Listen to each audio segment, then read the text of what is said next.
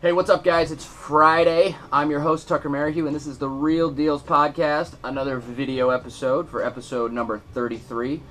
I got a question this week from my man Danny up in Spokane, and he posted in the Deal Finders Academy, and he was asking about what he should or shouldn't do with a rehab project that he's got going on. He's got a lot of people in his ear telling him he's got to do this and he's got to do that. And so I thought, you know what? This would be a really good question to address as a podcast. So we've got a lot going on. I didn't really have time to get in front of the microphone behind me there and actually do a full podcast this week.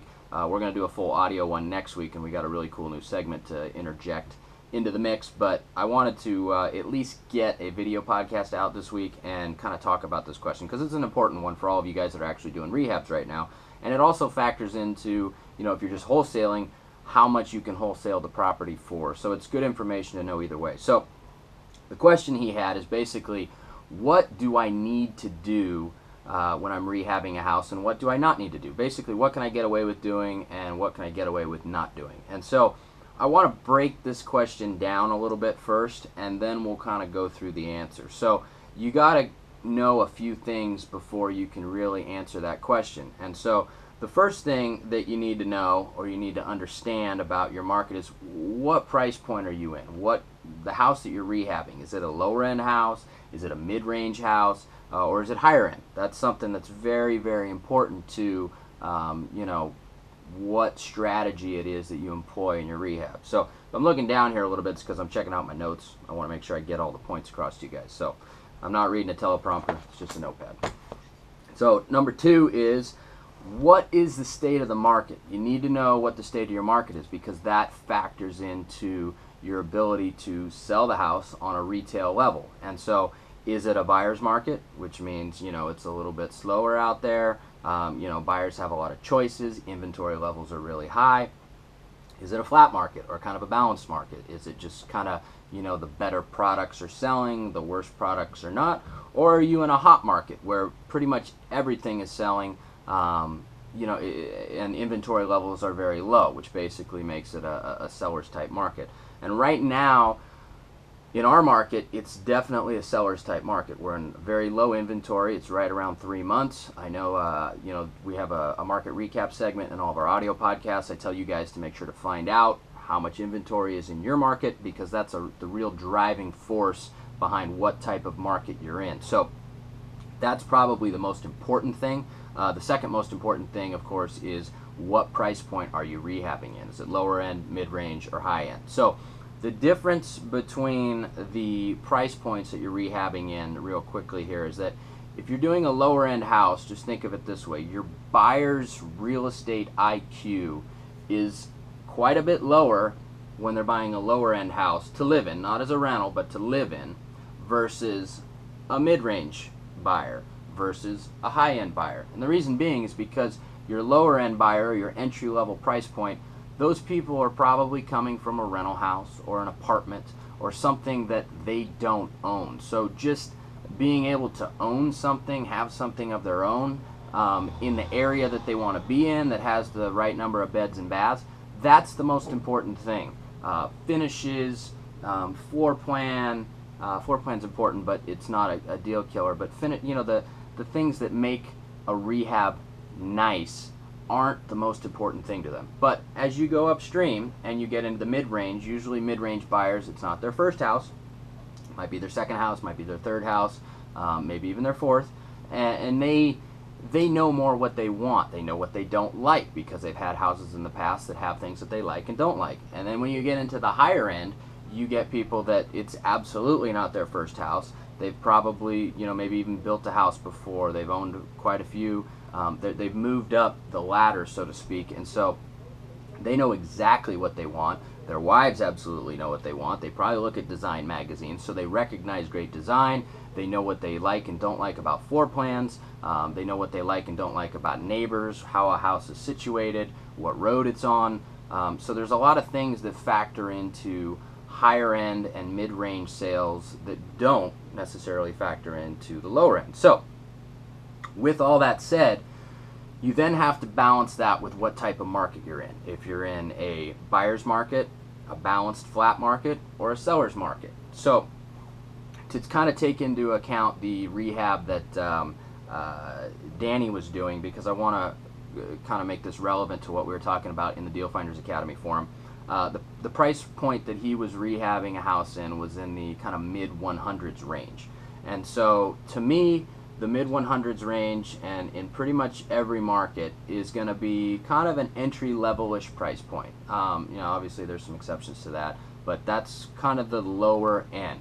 And so what I would say is that anytime you're in kind of the lower end, it doesn't have to be the hood, but just entry level, where you're going to get a lot of first-time home buyers, that getting a loan on a $160,000 house can be supported by people who are first-time home buyers early on in their career, maybe not making a lot of money yet, maybe they have student loan debt, maybe they have car loans still. You can still get a loan that supports a house for $160,000. So that's why I say that the $160,000 price point is an entry-level type price point. Now there are cheaper markets, there's more expensive markets, but let's just call it kind of an entry-level price point. So with that being said, right now in today's market where inventory levels are fairly low, the difference between a home in that price point that's completely Mac Daddied out, all new surfaces, everything's updated, the design is great, you got new kitchen, completely new baths, new everything. The difference between that house and a house that maybe is a little dated, but it's clean, it's got fresh paint, it looks nice.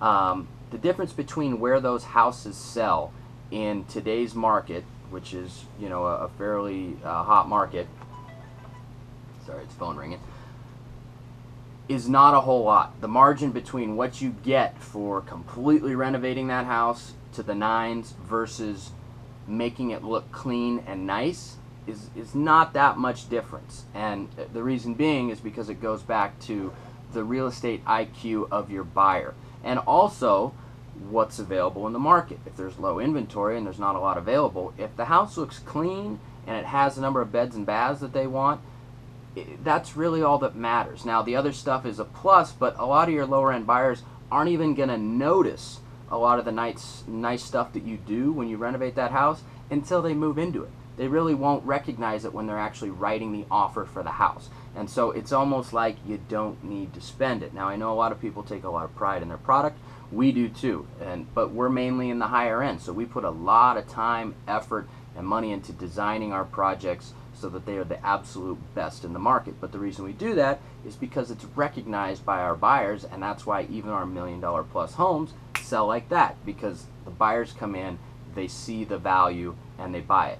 When we did that in the lower end, it's not always recognized, and you're not always rewarded for it. In fact, sometimes you're even punished for it. You've got buyers that come in, they offer you, a little less than what you're asking for the house, then they beat you up on a home inspection, asking for all kinds of ridiculously stupid things that a home inspector will make issue of that aren't an issue. So something to think about is that if you're in the lower end, just make the house look clean. Put a few new surfaces in. New paint goes a long way. New flooring goes a long way. Or refinishing the hardwood floors that you got. We got the phone ringing here. See if this will, of course, got it. Good. You don't have to gut a kitchen just because it's got dated cabinets. You don't have to gut a bathroom just because it's got a green tub. You can always, repaint the tub. They have services out there that'll do that. There's cheaper ways to get it done so that it looks clean. It looks newer, but you don't have to go full bore and gut out the whole house and replace every surface and do everything to the nines. It's just not necessary. So hopefully this answers your question, Danny. You're going to get a lot of people in your ear when you're rehabbing houses that say you need to do this and you need to put in granite and you need to do a full height backsplash and you need to do all these things that you don't need to do, or you need to do real hardwood floors versus engineered.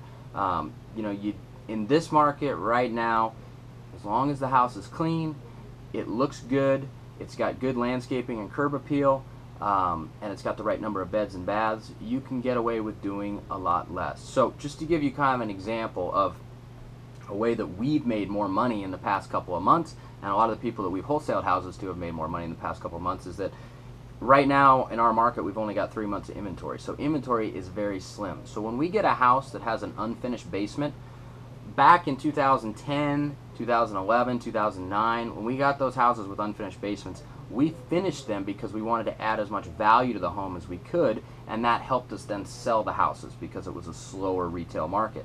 Nowadays, all we do is clean it up down there, paint it, make it look clean, nice, and inviting, but unfinished, and you know what? We get virtually the same price for the house as if we had finished it out.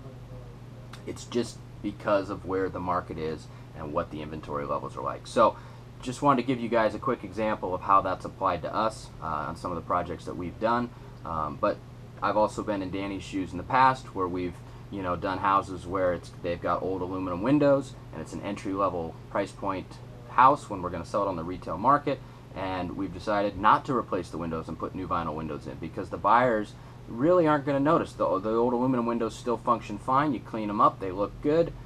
You're not going to get the money for the vinyl windows because the buyers don't even really recognize the value of new vinyl windows versus the old aluminum ones that still function just fine. So something to think about. Don't let too many people get in your ear about you need to do this, you need to do that. Just think about what price point you're in, what's the state of the market, and those two things right there will help dictate what it is that you need to do and you don't need to do. So just to clarify one thing before we finish though, is that there's two types of houses that you buy. There's the types of houses that are dirty and dated, and then there's ones that are complete and total shit boxes that need a total gut. Now, you can't do this with houses that are complete and total shit boxes that need an entire gut. I'm talking about the ones that are dirty and dated. You clean them up, you give them some nice new paint, some new landscaping, make them look good from the curb. You're more likely to be able to keep the original kitchen cabinets, things like that. So just to clarify a little bit there. So that wraps up episode 33 here of our video podcast. Hopefully you guys got a lot out of this. We'll be back next week with an actual audio podcast with a new segment with myself and Chris. It's going to be really cool. I think you guys will like it. But until then, I'll see you guys next week.